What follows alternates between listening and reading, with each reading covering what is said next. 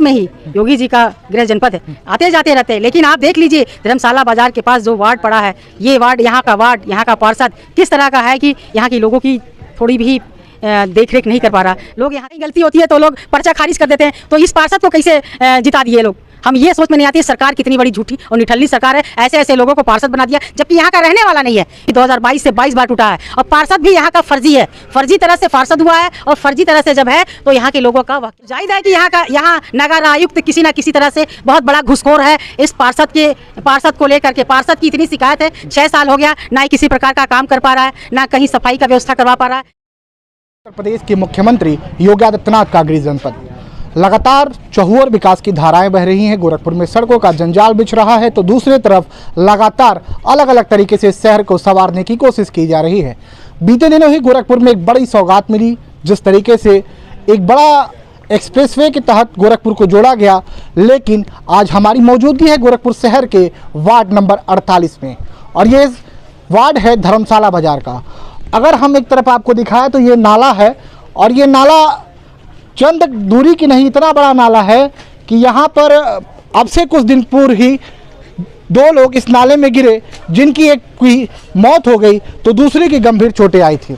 और जिसके तहत तमाम स्थानीय तौर पर लोग कह रहे थे कि इस समस्या को जरा आवाम तक पहुँचाइए, जरा जिम्मेदार तक पहुँचाइए। लेकिन जिम्मेदारों की नींद कहाँ टूटने वाली है, जब हादसे होते हैं तो जिम्मेदार जागते हैं। इन्हीं जागने को लेकर आज कांग्रेस के पूर्व जिला अध्यक्ष निर्मला पासवान जी आई हैं। इनसे बात कर लेते हैं कि यहाँ पर आई मैम, क्या कुछ आपको किमिया देखने को मिली इस वार्ड में? धन्यवाद आपको भी। देखिए यहाँ पे हम आए हैं जब धर्मशाला रोड पे 48 नंबर वार्ड, इस वार्ड में जब आए हैं तो यहाँ की लोगों की समस्या, यहाँ महिलाएं अपनी व्यथा बताने लगी। पूरा वार्ड में घूम करके नाला है, नाला देखिए इतनी गंदगी है इस नाले में। यहाँ की सरकार जब यहाँ पे पास्ट में ही योगी जी का गृह जनपद है, आते जाते रहते हैं। लेकिन आप देख लीजिए धर्मशाला बाजार के पास जो वार्ड पड़ा है, ये वार्ड, यहाँ का पार्षद किस तरह का है कि यहाँ के लोगों की थोड़ी भी देख रेख नहीं कर पा रहा। लोग यहाँ त्रस्त हैं। नाले में इतनी गंदगी है कि बीमार, हर घर में एक आदमी बीमार पड़ा हुआ। ना यहाँ ब्लीचिंग की व्यवस्था है, ना फॉगिंग की व्यवस्था है, ना किसी प्रकार सफाई कर्मी की व्यवस्था है, ना सफाई हो रहा है। तो जाहिर है कि यहाँ नगर आयुक्त किसी न किसी तरह से बहुत बड़ा घुसखोर है। इस पार्षद को लेकर के पार्षद की इतनी शिकायत है, 6 साल हो गया ना ही किसी प्रकार का काम कर पा रहा है, ना कहीं सफाई का व्यवस्था करवा पा रहा है। यहाँ पंप हाउस है जबकि 2022 से 22 बार टूटा है और पार्षद भी यहाँ का फर्जी है, फर्जी तरह से पार्षद हुआ है और फर्जी तरह से जब है तो यहाँ के लोगों का वह क्या काम करेगा। मेरी मांग है यहाँ कि यहाँ पूरी तरह से व्यवस्था करवाई जाए सफाई की।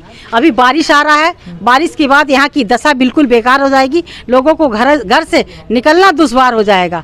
इसलिए इसकी व्यवस्था अगर नहीं होगी तो मैं 24 घंटे के बाद यहाँ पता करूँगी कि यहाँ कोई व्यवस्था किसी प्रकार की शुरू हो रही है कि नहीं हो रही है। तो इसके बाद मैं जिलाधिकारी कार्यालय पे इस वार्ड के सारे लोग को लेकर के सड़कों पर बैठने का काम करूंगी। निर्मला जी, जब आप इस वार्ड में आए तो स्थानीय लोगों को आपने बताया कि नाले की समस्या है, ना यहाँ पर किसी तरीके की फॉगिंग की जाती है, मच्छर की भी समस्या है, लाइटिंग की समस्या, रोड की समस्या है। यानी मूल रूप से कहें तो ये पूरा वार्ड अपने खस्ता हाल, अपने बदहाल स्थिति में इस समय झेल रहा है। तो पार्षद पे आपने सवालिया चिन्ह खड़ा किया, क्या पार्षद से आप लोगों ने पूछा कि क्या पार्षद यहाँ पर आते हैं लोगों का हाल चाल जानने, कभी आए हैं कि नहीं? पार्षद ही तो सबसे बड़ा जहर है यहाँ, पार्षद ही तो यहाँ जहर है। जबकि पार्षद तो वोट तो ले लिया, एक बार जीता, फिर दूसरे बार फर्जी तरह से जीता, फर्जी तरह का सर्टिफिकेट बना करके चुनाव आयोग को धोखा देकर ये लड़ गया। और यहाँ एक अगर कागज़ में कहीं गलती होती है तो लोग पर्चा खारिज कर देते हैं। तो इस पार्षद को कैसे जिता दिए लोग। हम ये सोच में नहीं आती सरकार कितनी बड़ी झूठी और निठल्ली सरकार है, ऐसे ऐसे लोगों को पार्षद बना दिया जबकि यहाँ का रहने वाला नहीं है।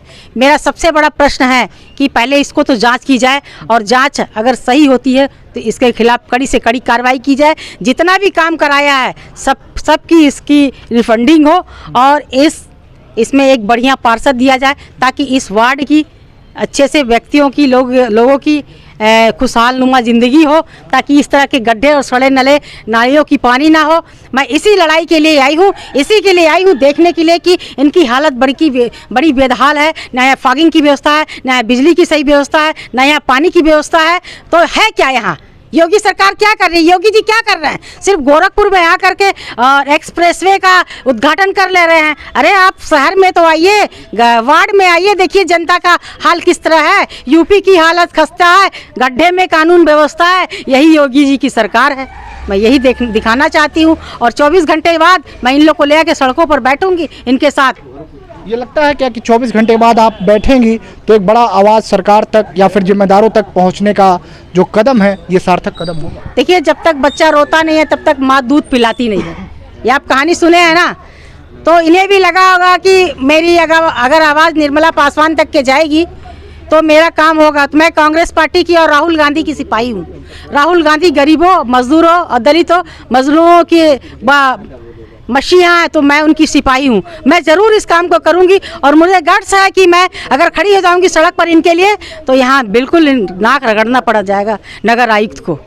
तो ये वार्ड संख्या 48 है जहां पर कांग्रेस की पूर्व जिला अध्यक्ष निर्मला पासवान पहुंची थी, तमाम कमियों की बखान कर रही थी, और कहीं ना कहीं पार्षद के सवालिया चिन्ह पर यह भी एक सवाल खड़ी करती हुई नजर आ रही थी। फिलहाल इन्होंने आवाम को और जिम्मेदारों को एक चेतावनी देते हुए कहा है कि अगले 24 घंटे में अगर समस्या का नहीं निस्तारण होता है तो सड़क तक आंदोलन करने को ये तैयार खड़े हैं।